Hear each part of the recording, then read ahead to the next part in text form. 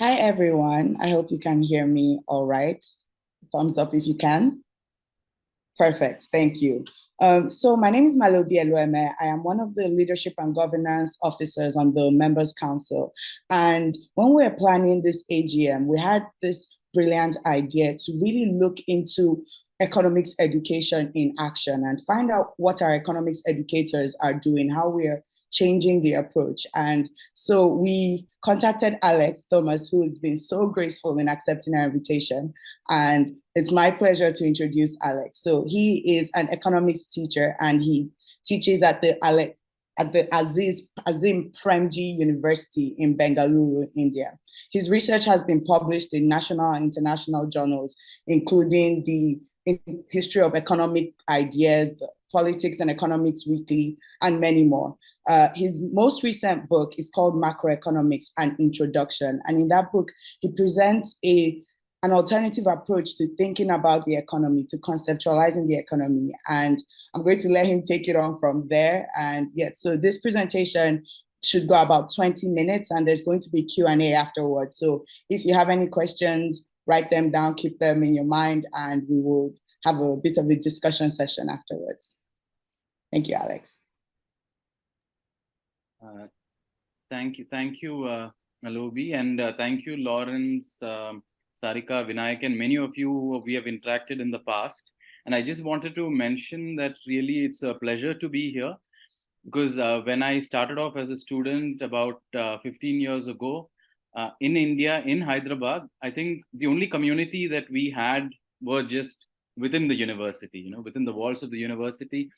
I don't think this technology was there or available or known. So we could not even really organize in this way. And so I think that what Rethinking Economics is doing, and after listening to your aims, I think that, it's really great. And I think students driving change is really the way forward.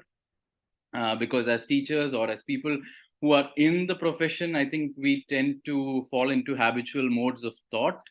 It could be heterodox, it could be orthodox, but I think that the change and the dynamism really comes from students. So I'm really excited to be here.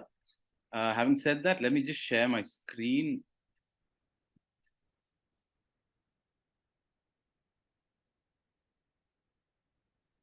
Okay, so I wanted to title my talk this way and call it Textbooks and Critical Action. So I want to start off by talking about my standpoint. And one of the assumptions that I'm making is that most of you have not read my book, or maybe have read a little bit of it. But I also want to give you what drove me here, or what were my motivations, broadly speaking. One is certainly the history and philosophy of economics. And as many of you know, I think that we have forgotten and we do not think that it is important anymore to really engage with the history and philosophy of economics. So more particularly, I was interested in broadly speaking, the history and philosophy of macroeconomics, where I wanted to highlight that research happens in different paradigms. So there are contending theories. And I often ask this in my class. We have macroeconomics textbooks, but why is Marx never included in that? Marx had much to talk about money. He had much to talk about crisis. He had much to talk about capital accumulation, growth, but you never find Marx included in the textbooks. So, what is our objective analysis? We talk about the macroeconomy, and very often some students have told me that they feel microeconomics is more relatable because you're dealing with an individual and you're able to talk, sort of experience that somehow. So a little bit of discussion on what is it that we are trying to conceptualize. I think that it's also important that we point out the nature of assumptions and the role of these assumptions, as well as the limitations of that. And in my book, I've also asked questions like why competition? Within the domain of economic ideas, people have spoken about or different kinds of competition. It could be perfect competition to free competition, monopolistic competition. But why even have this assumption? Is it possible to do away with it completely? And there might be some people, some economists, who think that.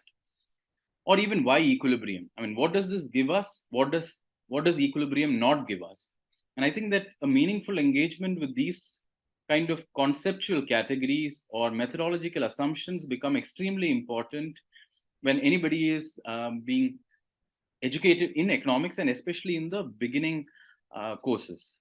And even a basic question like this: what is the general price level? I mean, it is something that nobody has ever seen and nobody will ever be able to see, but we still make use of it. And in what capacity are we making use of it? And what does it really mean? And in my book, I actually go back and forth quite a bit in these two measures. That, you know, we talk about economic theory or macroeconomic theory, but then we also have statistical measures. And it is never the case that there is a one-to-one correspondence. So even if even if we have the right theory and we are using data, it's always a proxy. And what does this imply for our action? What does this imply for policy? What does this imply for politics? Or we talk about the general price level, but the statistical measure that we use is the consumer price index or some variant of the price index.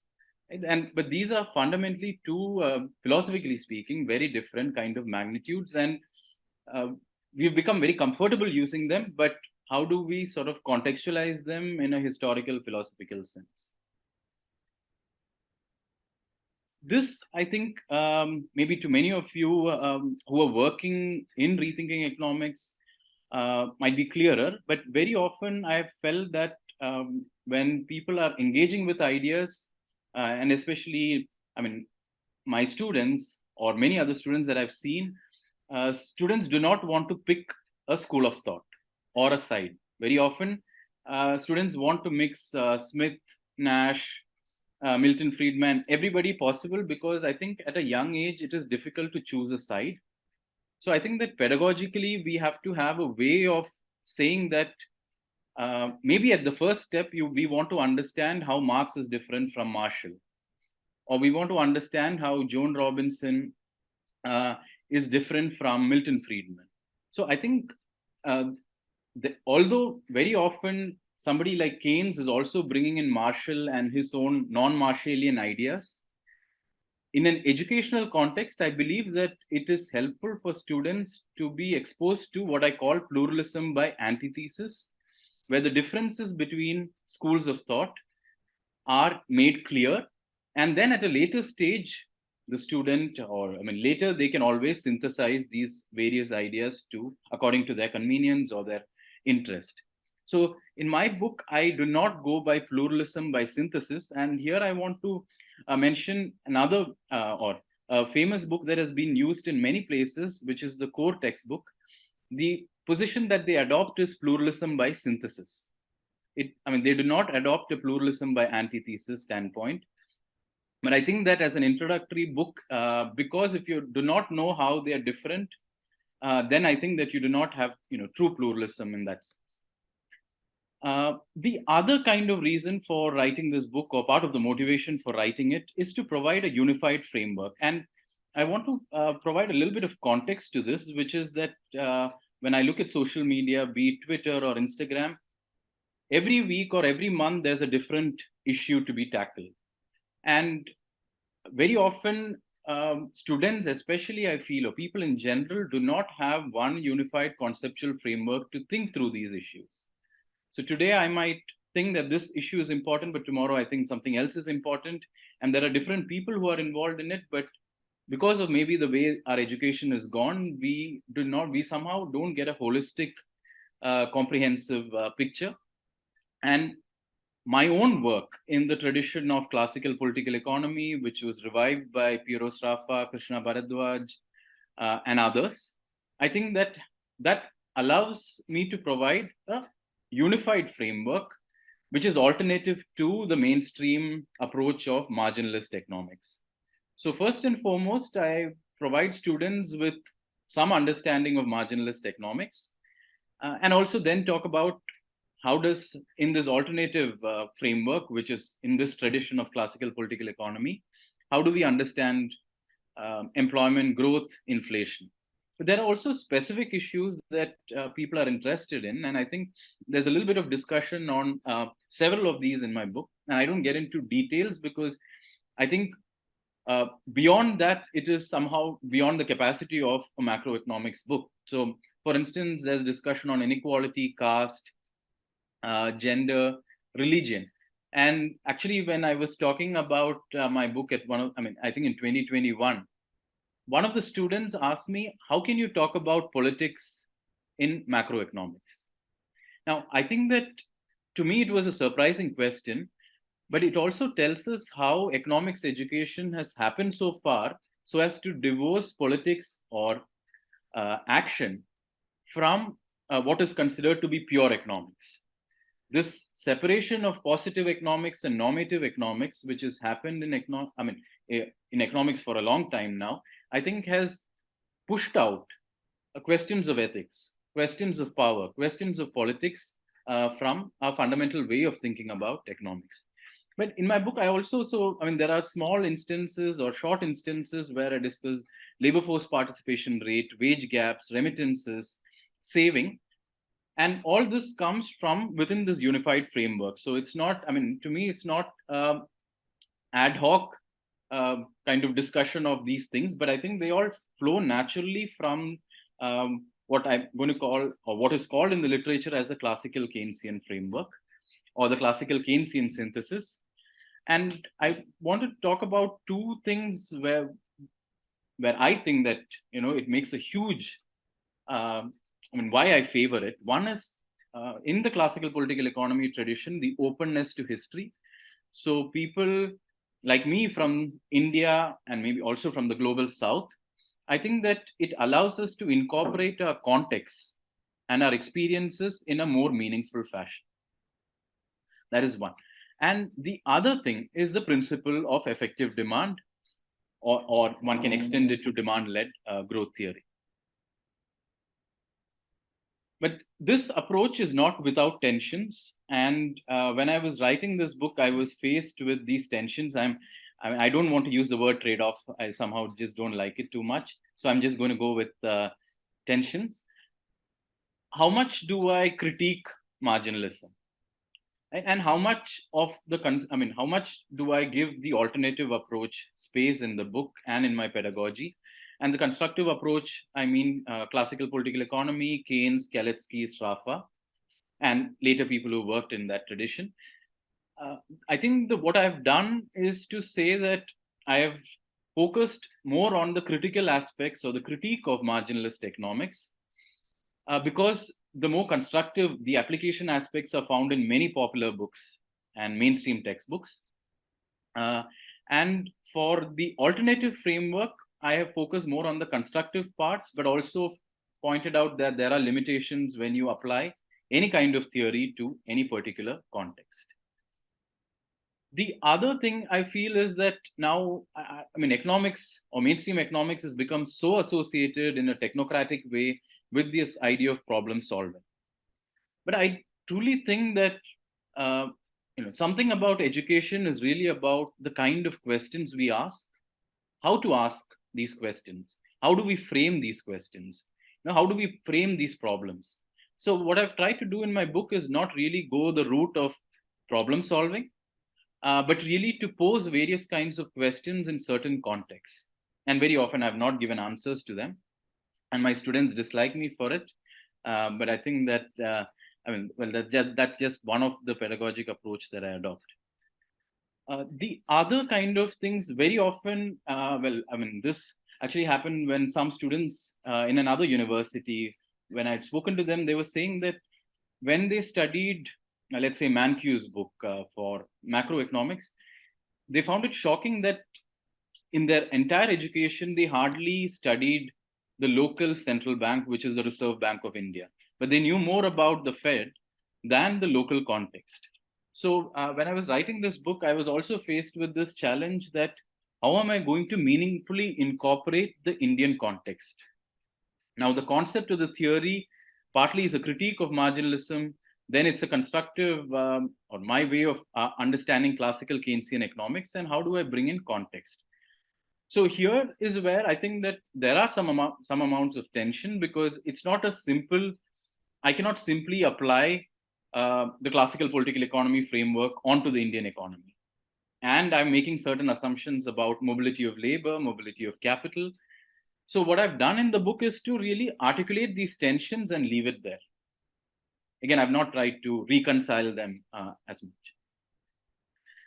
The other approach that I've adopted, or the other kind of tension that I had, is now I'm making this, maybe philosophers absolutely will not maybe like this distinction that I'm making between empirical and experiential, but I'm making it in this way that within the economics domain, when we talk about empirical, we are largely talking about quantitative data, some or fieldwork based data. But when I'm talking about experience, I'm talking about individual lived experience, which is often not reaching the data sets that are being built. And especially in a classroom pedagogy or in general, I wanted there to be space, and it is a space of, or to use the, if I were to be inspired and use the word of bell hooks, I think that there are critical pedagogies and there are tensions within the classroom. And in my book too, I think some of these tensions surface, but I wanted them to be left as tensions which the reader or the person who's studying it to work through. So for instance, I do provide data relating to the Indian economy, but I also wanted to bring in what people felt. What are the kind of emotions that are associated with, say, poverty, or certain kind of emotions that are associated with certain government policies, or moral sentiments is another way of maybe putting it. And one of the ways that I did it is I thought that where do I look for these kinds of information? So I went to fiction, because I think, I truly believe this, which is that I think fiction is really at the forefront of knowledge, because they're not, constrained by peer reviews, journal styles, dissertation rules and regulations, and there is a possibility to understand humankind in a sort of a free manner. And so I looked at Indian fiction and used certain portions from there to highlight emotions, and especially within the economic context. And actually, not long ago, maybe several years ago, I did think whether, just like we have courses which are titled Statistics for Economics and Mathematics for Economics, maybe we should have a course called Literature for Economics. So how do we, and this has to be a local context, because again, people need to be able to relate to the character and their emotions and the feelings that we are talking about. So this brings me to a little bit about the choice of text. I've already spoken about my choice of fiction, but I wanted there to be enough engagement with or original text, because I think the other issue with textbooks is that or some of the mainstream textbooks that I've seen is that there's not enough flavor of different kinds of material. So I wanted to excerpt certain parts from original texts, from Marshall, from Ricardo, from Sraffa, but also I wanted to bring in statistical reports, which are published by the Government of India or the Reserve Bank of India, along with fiction, because I think as students, or as teachers, or as individuals, or as policymakers, politicians, we are always faced with multiple material. And how do we navigate and how do we make sense of this multiple material? That's also, I think, a part of our learning. And with time and with my own experience in learning and in teaching, one of the attempts I've made in this book to some extent is to recognize that there are diverse learners. So, and in this context, it might not appeal to everyone, but I think that I've made the prose intentionally a bit dialogic.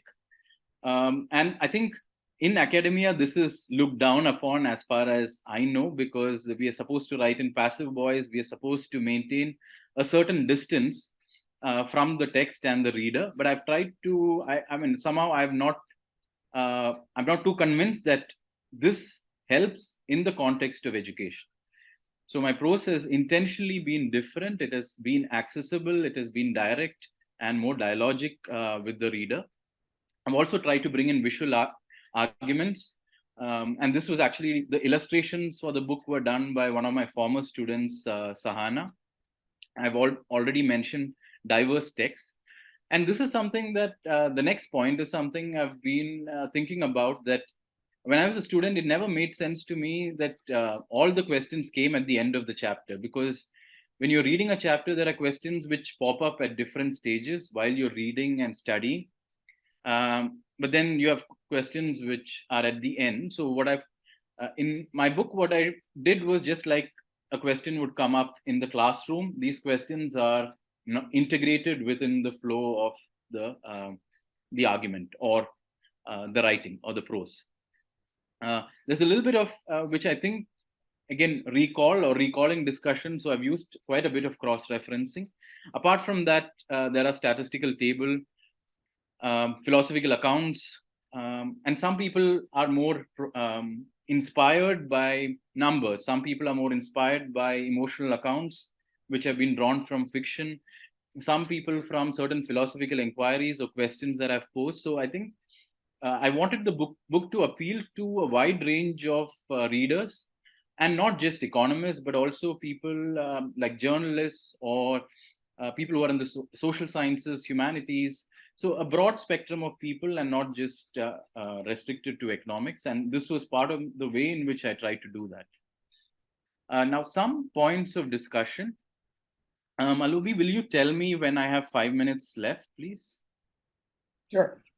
Okay, thank you. So some discussion points which I've had occasion to reflect, especially after some of the reviews have come out. So actually in my book, I mean, the chapter on inflation is different from the chapter on unemployment. I mean, it was planned, but I had not, I mean, when in the review, when it was pointed out that this also rejects no trade-off between inflation and unemployment, and rejects the Phillips curve, I thought that was certainly very much the case, but it was not that it was not made explicit. But I think that, I mean, for an advanced book, maybe one of you, I think that there's a lot to be said about criticisms and the history of the Phillips curve itself. When Srishti, in her review, and these are some of the limitations of in my book, there's no real theory or critique of the state itself.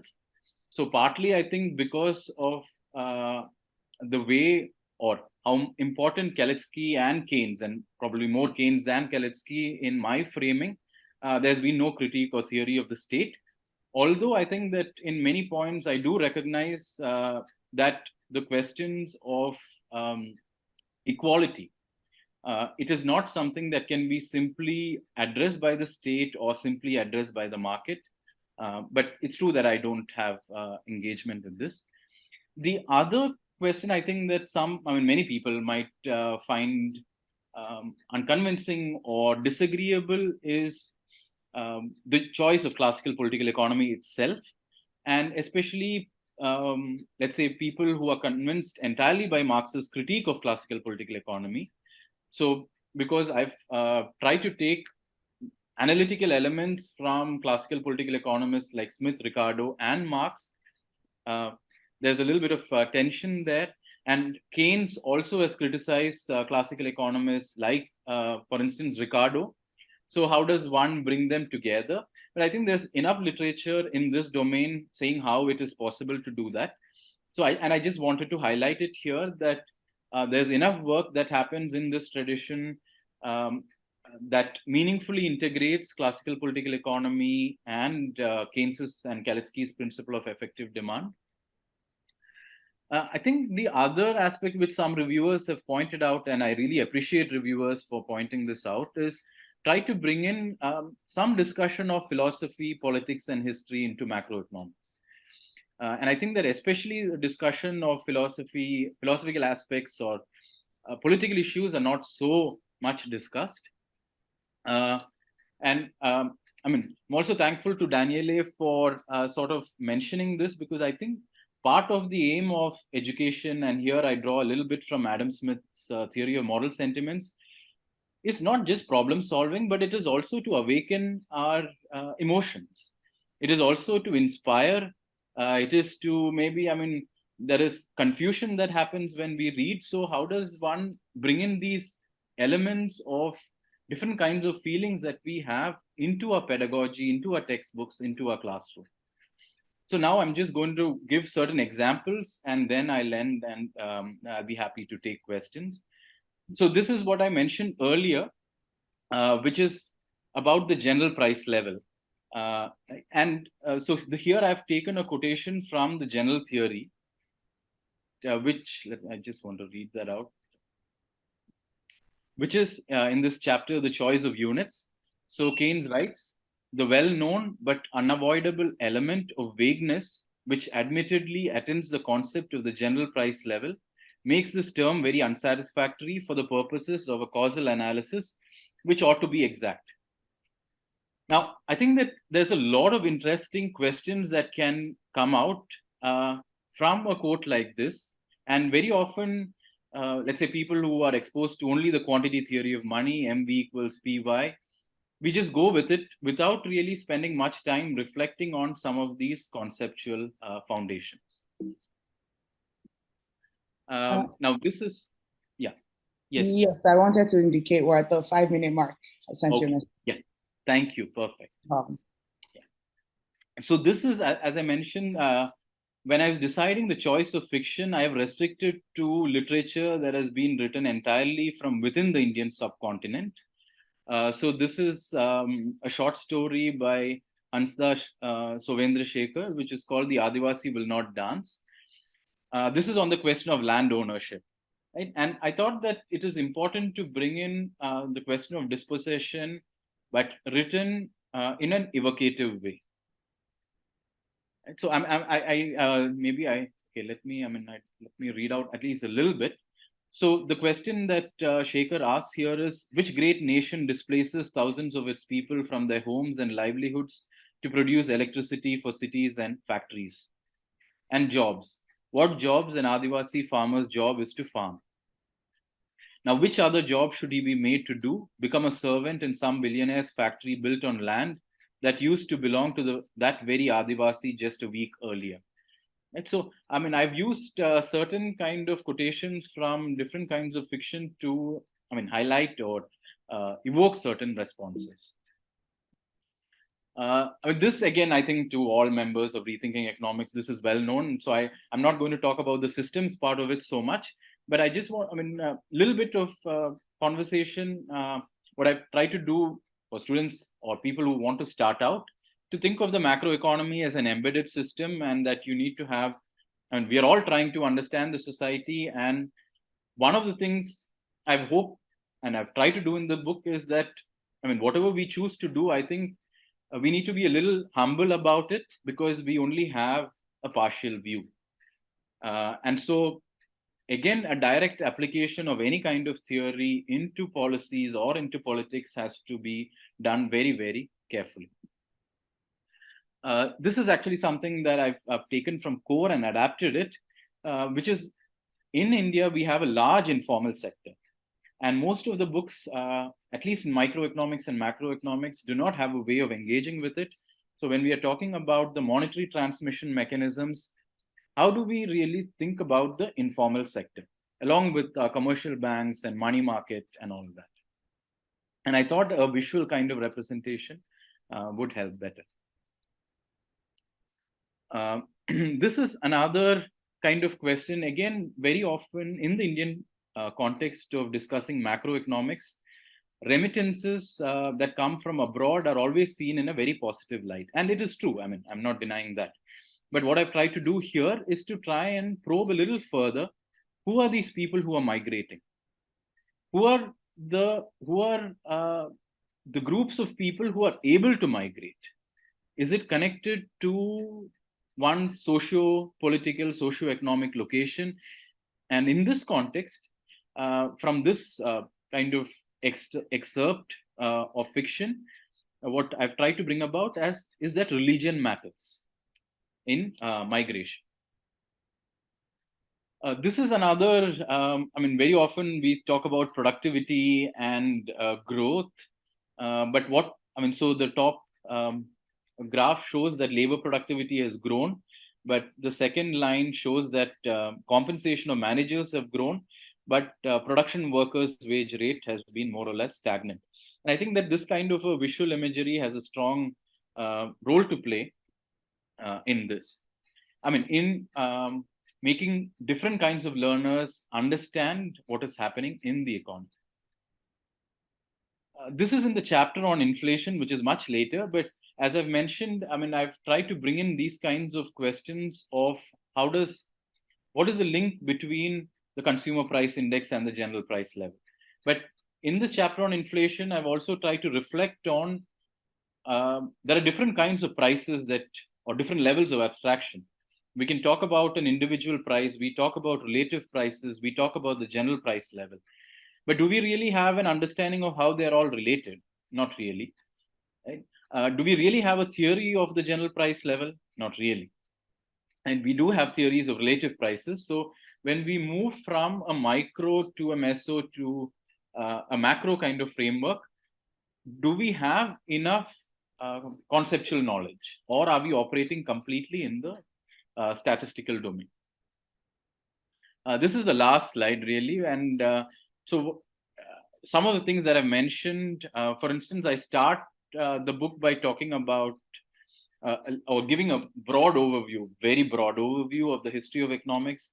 And I think the definition of economics matters to whether we do microeconomics or macroeconomics, whether we follow the Lionel Robbins definition or whether we follow Adam Smith's definition of political economy. I think it matters a lot. And as you can see in chapter 3, I intentionally decided to start with money and interest rates, sort of going with Marx and Keynes's standpoint on the monetary production economy. But even there, especially in chapter 3, chapter 4, I haven't done that. But I start with the financial architecture of India. So in that sense, context comes first. And then I discuss the various theories of money, bringing in the Bank of England discussion, endogenous money, etc., etc. And the other point is, I thought about it, do I want to have a separate chapter on the open economy, or do I want to integrate it within the existing discussion? And I went with the latter. So I've got the open economy discussions are integrated within these chapters. So that's the other kind of difference that is there in this book with respect to others. So thank you so much. Thank you so much for giving me this space and to reflect and to share my thoughts on economics education. Thank you so much for that, Alex. For those who weren't able to join in from the beginning, we have a Q&A session now. So I just want to give a brief overview of some of the things I would say that stood out to me personally to just walk us into our discussion. So one of the first things was the idea of pluralism by antithesis, and I really like that idea.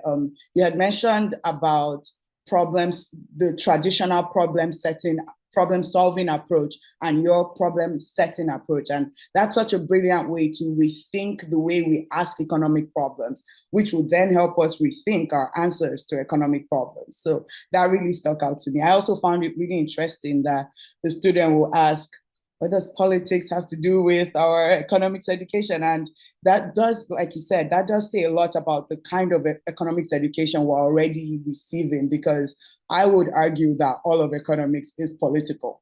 And so if that connection is being lost in our education, then your approach of bringing in emotions, the way economic policies actually have real life effects, and taking it, I love the idea of a literature in economics, not necessarily only quantitative methods and mathematical methods. I've taken all those courses. I would love to see a literature in economics, political science in economics.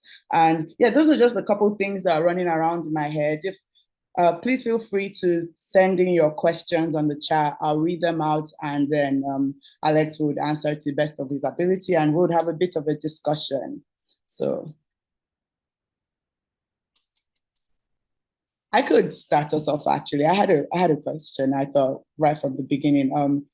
Have you received any pushback in your approach of teaching economics in this way? I know you mentioned sometimes your students aren't so happy that it feels a bit different from what they've learned before. You don't provide all the answers. Instead, you provide a structured way of thinking through some of these problems. Have you, in your teaching experience, had any like pushback from students with learning this approach? Okay. I mean, I've not received this question before, so I don't think there has been a pushback. Yeah. I think students have acknowledged a little bit of discomfort because it is not a straight and cut out path, which makes people a little uncomfortable because it's, I mean, suppose I were to give a problem set and ask them to solve it, it's much more straightforward. So there is a certain discomfort that comes from, I think, maybe an open-ended question. But I've noticed that so students generally in the one semester course, that's my way of, I mean, I was looking at this issue, is that in the beginning, I think students are a little uncomfortable. But I think by the end of it, they get a hang of it. And by then, I think most students or almost all students have appreciated it, even if they might not have done very well in the exams or not. But I think that ability to think independently, and that is something, so for instance, even in my courses, I tell them, if I say that, what do you think of Marx's theory of value, they can choose an answer that is different from the answer that I give. The only thing that I want them to do is I want them to understand that concept well, but whether they agree or disagree is completely up to them. Because I did not have that option when I was a student, because there was only one right answer.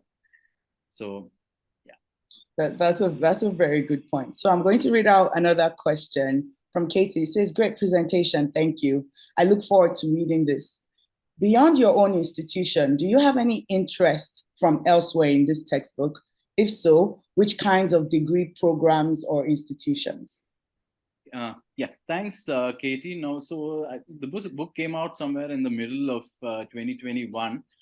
Since then, at least from what I know, there have been, I mean, most of the people in India who are using this book as course material are using it.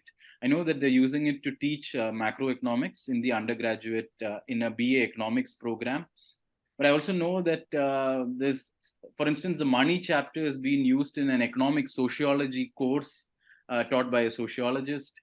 The aspects of the Indian context have also been used in an Indian economy course. So apart from macroeconomic courses, and I know that in the US, a couple of liberal arts universities are using this book. And at the University of Lausanne in Switzerland, it has been used, I think, for a master's course in economics, where Francois Alisson, who is the instructor, what he told me is that he told the students that they have to learn the Swiss economy and the Indian economy, and then try to devise some sort of economic policy for both Switzerland and India, which I thought is a very extremely difficult ask of students. But he told me that it went really well, and students appreciated learning about the Indian economy and the Indian macroeconomy in this manner. So there has been quite a lot of interest, I mean, that way. I think it's very cool and also a testament to your writing that people, whether economists or not, are able to take out different sections of your book and use them to teach different things. I love to learn economics, and I just think that's really cool. There's a message of thanks from Alex, who says that the book, that your presentation was really interesting and very accessible to non-economists, which is such a big thing as a part of what we do here, and I know what you do too. So thank you for that. There's a question from Dennis that says that it's very nice that fiction is included in the book to explain emotions. Our inner world is very important because it determines how we act in the economy. And a follow-up question to that is, how do you discuss religion in this book? Is that something you do? Yeah, thanks, Dennis. So it's not, I mean, so I must say that for instance, what I just showed you was an illustration, and I do something similar, I think, in elsewhere too. So talk about remittances in a more macroeconomic context, but then get students to think, or the readers to think a little bit more, who are the people who are migrating? And what I've done is I've used a little bit of data from the Ministry of External Affairs, which gives the numbers, but I also asked the students to do their own exercise, to try and go and find out from there, whether you can get more information, what is the destination. But then I've used fiction, which talk about this issue of migration from context of religion. Right? So it's basically problematizing it and then leaving it a little open-ended, but maybe bringing, not giving a very, let's say, a conclusive answer to it. So I think that's how I've, so in that sense, I've not really discussed religion. It's more that I've initiated a discussion on religion and left it at that. I see. We have a couple more questions. I just wanted to note, if you would like to be anonymous in your question, you can send that to me, Amalubi Elueme, and I'll just read out the question without your name attached.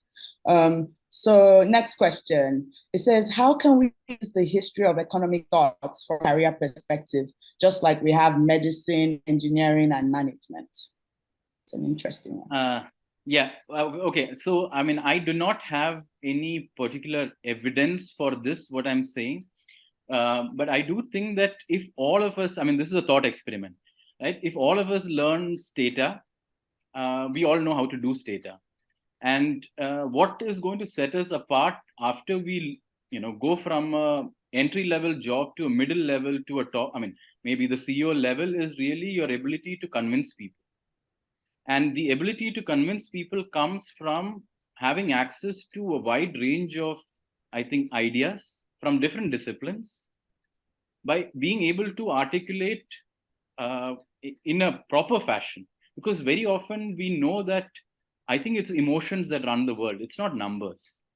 I mean, we might have numbers, but we need a discussion to go with it, and argumentation, or in the previous or older sense, people spoke about rhetoric, right? But the mode of argumentation and how we are able to cull out different ideas, bring them together, and convincing. And I think that these are extremely important skills, which perhaps I'm afraid that some of it we are losing in the certain kind of problem solving, narrow kind of learning that we are doing, which I think philosophy and history opens up to. And I think it truly facilitates entrepreneurship. Okay, we're getting some more questions, so I'm just going to hop to the next one. Kostav asks, thanks, Alex. Did you face any kind of resistance from the administration or the teaching fraternity in India for a different course like this? Yeah, thanks, Kostav. So, I mean, surprisingly, I did not. And I mean, I'm not surprised fully, entirely, because even before I wrote the book, I had done many lectures in many universities, have had conversations with several students from colleagues who are teaching. And I mean, there was really a need for a book which is accessible, but also gives them some of these insights, right? Because there are many books which are written at a scholarly advanced level for PhD scholars and above. But there's not so much value given to textbooks which are written, or books which are written for undergraduate students, which makes it accessible. So I think that I have not, in fact, I think I've received a lot of support from colleagues who are teaching elsewhere, from people who have read it. So not really. And I also thought about the length of the book and how much information I want to put in, because what is meaningful can be transacted in a semester-long course. If I write 1,000 pages, then somebody else has to do that selection, which is not a difficult task. And I know many of my colleagues who have to teach 5 courses a semester. So again, it's not fair to expect colleagues who have such high teaching loads to be able to do that kind of culling out. So no, I mean, I don't think I've faced any resistance. That's good to know. So the next question is from Vinayakan, and it says, hi, Alex. You were talking about the idea of true pluralism and the importance of presenting all schools to a beginner to pick from. Given the contextual and regional difference of the idea of heterodoxy and orthodoxy, How important is it for us to expose to schools of thoughts, including Austrian economics? Right. Yeah. So this also, I mean, so actually, I must say that so partly it is based on what I have taught, and partly based on what I know a little better. Right. So the choice was I wanted to expose them to two schools of thought, one which is the mainstream and one which I thought did well. So that was really the choice that I had in this book and for an introductory book. So which sort of motivates my choice of marginalism and my choice of classical political economy. But having said that, I think we need to have courses on the history of economic thought, which expose students to multiple schools of thought, including Austrian economics. So I would say yes. The question is where. So or for instance, can we have a history of economic thought or a competing um, schools of thought course, which exposes students to Marxian economics, to Austrian economics, to post-Keynesian economics?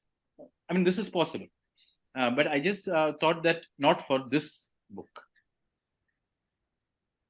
That's fair. There must be a scope with everything, so fair enough. Okay, we're getting to the end of our time. If you have any questions, you have about 1 minute to get them in. But otherwise, I just wanted to really thank you, Alex, for that informative session and for your patience with all our questions. I took so much away from this. There was something you said that like struck a chord in my head. I never realized just how much I knew of the American Federal Reserve central banking system over. I'm a Nigerian. I have never studied our central bank. So I thought that was a very interesting piece. Okay, one last question from Dennis. It says, do you discuss a bit of behavioral economics or complexity economics in the book? Okay, I'm going to give a very cheeky answer to it. Well, the quick answer is no, but I do discuss behavior and complexity. I mean, not in the way that behavioral economics or complexity economics understands it. I think there are complex issues that are discussed. There are questions of behavior that are also part of the book, because I do think that, I mean, when we teach macroeconomics, I've tried to go into the meso level a little bit and also to the micro level, not in microeconomics kind of way, but starting from a macroeconomic standpoint. So there's a little bit of discussion of all this. So, I mean, yes and no. I know. Okay. I think it's very clear Dennis would like to pick your brain just a bit. But yes, that's all the time we have. Thank you so much for joining us, everyone, today. Thank you so much, Alex. This has been a great session. I just want to highlight the second part of our AGM would be starting, I believe it's in about 3 hours, and we'll be joined by Felix Vincente, who is going to talk about the Argentinian election and Javier Milei. I'm so sorry. My pronunciation of Argentinian names is not up to par. But I just sent a link to the register for that session in the chat, so please feel free to join. Thank you again so much, Alex. This has been very informative. Thank you, everyone, for attending. And yeah, that's us for now.